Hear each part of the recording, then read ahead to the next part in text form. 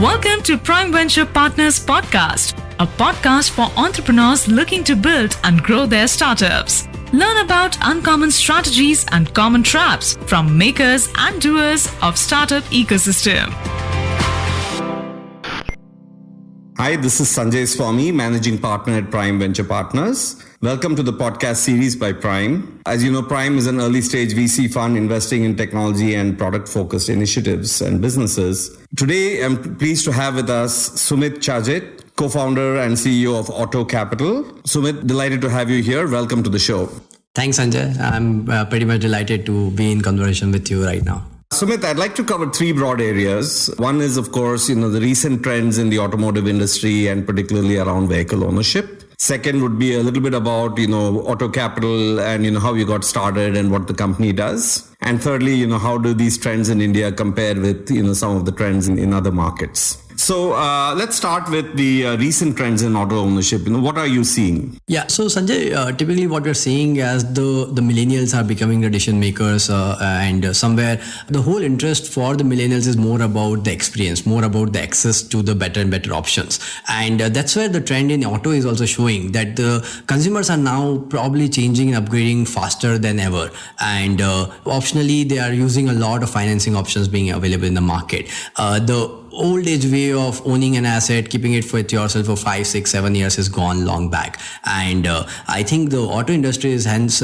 facing interesting challenges as well as interesting opportunities have been created where somehow like players like us feel like it's an innovative opportunity to come out with something interesting in this year.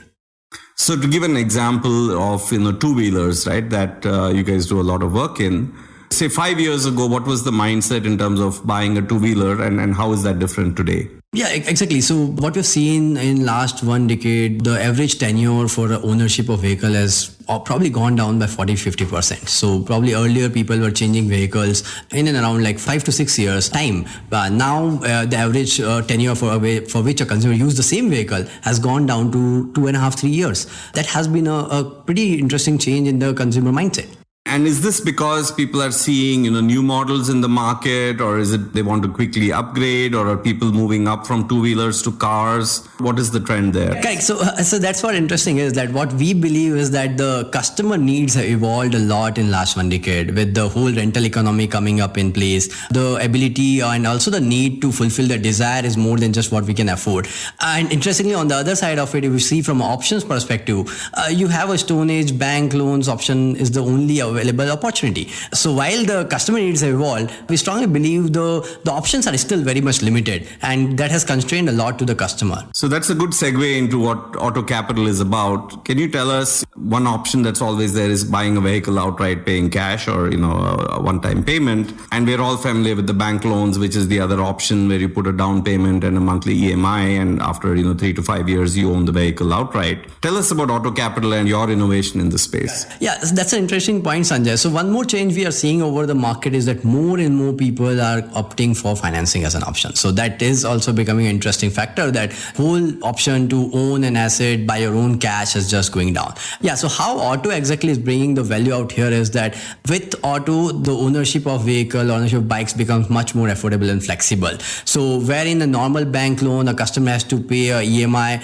over a period of 2-3 years, and then he is the one who has to worry about the resale, the effort of resale, the risk of value, resale, insurance, maintenance. Here, when it comes to auto financing plan, he just needs to pay a monthly installment, which is almost 30% lesser than any bank option because he's paying only fraction of the cost of the vehicle he's owning for a certain tenure. So he's very much assured of a certain resale value, which Auto is ready to commit on day one to him, which makes sense that for example, a Activa which costs you 80,000 rupees, earlier the customer was paying 3,000 a month. Now he can pay 2,000 a month and can own the same Activa. Comes with more flexibility that he can upgrade whenever he wants. He can move out of he can extend the tenure if he wants to. And at the same time, he's paying a lesser EMI. So it becomes an option which basically fulfills the need of the present customer. So you're saying a customer who wants to buy a vehicle, even in lieu of a bank loan, through Auto Capital pays a lower down payment, pays a lower monthly EMI, and still has the option at the end of 2 to 3 years to pay a balloon payment and own this vehicle, or just walk away from the vehicle? Yeah, exactly. So basically what Auto brings in a kind of a flexibility that a customer needs today. So he has an option to own it completely whenever he wants, with a kind of a flexibility that yes, if I want to walk away, auto is there to take care of me.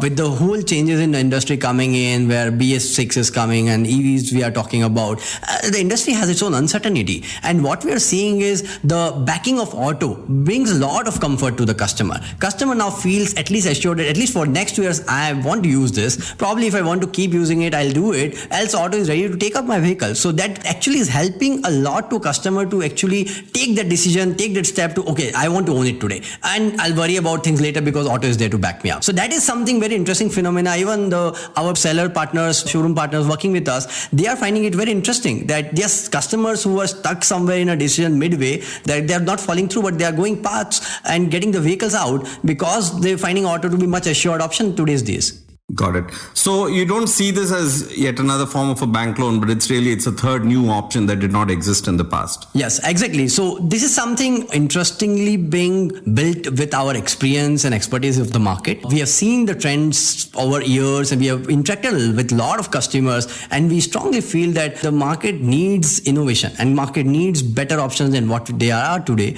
And I think auto is trying to fill that gap with its effort. Yeah. So let's step back a little bit, right? So if you look at certainly over the last 3 months for sure, and perhaps the last 6 months, there's been certainly a lot of talk in the four-wheeler industry and to a lesser extent in the two-wheeler industry about a slowdown. And what I'm hearing you say is, on the one hand, the slowdown is perhaps because of, to some extent, the economic slowdown, but broadly you're also saying that the products that are out there or the ownership mechanisms, the financing mechanisms aren't really appealing to the users. So if you were to attribute, the slowdown, how much of it do you think you would attribute to just not having the right options for the customer? I believe economic slowdown is just probably pushes it. It's a cyclical effect. It will probably move out in some period. But what we see, the change in behavior is a permanent thing. And I think if we do not bring a right resolution for such kind of a customer behavioral change, I think industry is going to face its challenges. So I believe it's a bigger factor than the economic slowdown from a concept. Like today only I met a friend who just shifted to Bangalore, wanted to look for a bike, but don't want to own it. He doesn't know how far long he's going to be here.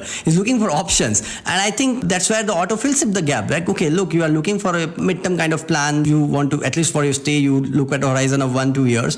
Take a bike from auto, use it. If you keep living in Bangalore, keep using it. Else you give it back and move to other city. So makes it very simple, makes it very useful for a customer today who is traveling out in and out of cities because of career options, because of other needs, becomes the best fit. So broadly, this space has been deemed, leasing of vehicles, right? And, way back in the 90s when I lived in the US, I, had leased a car, and then at the end of 3-4 years, I decided to buy it. So this mechanism has existed in India only for, fairly exclusive segments. Do you see this as something you're going to take to the retail market? Yeah, I think, yes, that's an interesting point, Sanjay. So this leasing has been very prominent if you go to the Western markets. If you go to the developed nations, leasing is like driving 25-30% of the share of the industry now. And it is a norm for customer to basically lease its vehicle. Probably a decade ago, a generation ago, the mindset was different. The ownership of vehicle, the ownership of house has a very different status, association. But yes, in the last 10 years with the millennials coming in, with the Z generation coming in,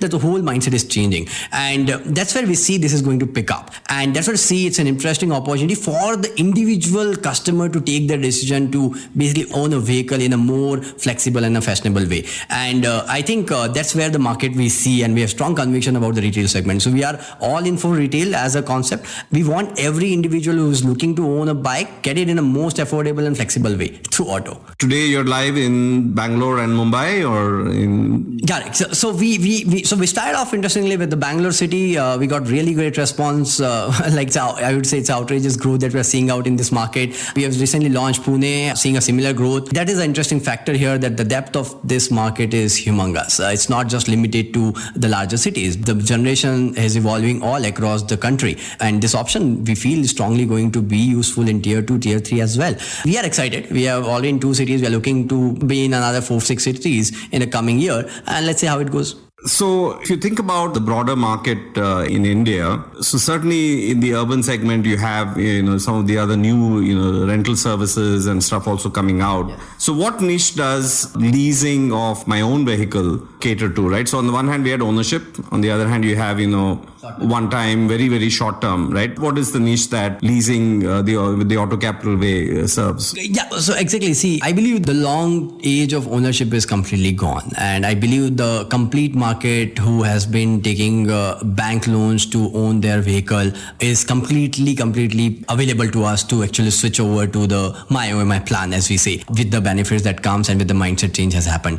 Yes, that's an interesting way of looking at the short-term rental market. Yes, there is a kind of a market creation happening through them. Yes, there's a category of user who have a kind of unpredictable way of regularly moving across, and for them that makes a lot of sense. But someone staying in Whitefield, going to office every day on Bellandur Road, for him it's a complete predictable route. For him, if he does economics, if he sees the comfort and flexibility, the leasing has its own, will outweigh both the options outright. So I believe it's a customer who has a kind of a midterm kind of goal, like at least for a year or two, I'm very clear at how I want to, what kind of commute I look forward to. I think we are the best option here. And one last question, from the initial customers that you have, are people saying that because of a lower EMI, I get to save some money, or are they saying I can buy a better vehicle? Right. So what are you selling them? Are you selling them savings, or are you selling them a dream? No, I think definitely we are selling a dream out here. I believe auto is a passionate industry. People have their own desire to own something which they like. And generally the trends have been they desire what they cannot afford. And somehow with auto, that desirability becomes affordability. So that's an interesting surprise that we give to our customers at the showroom. And I believe it's we are seeing a customer behavior where people are looking to own something which they desire and gets fulfilled. It gives another level of happiness and satisfaction to us, like we're doing something impactful to the industry. Yeah. Awesome, Sumit. So on the note of desirability becomes affordability, thank you so much for your time. It's great having you on the show. Thanks, Sanjay. Thanks for your time.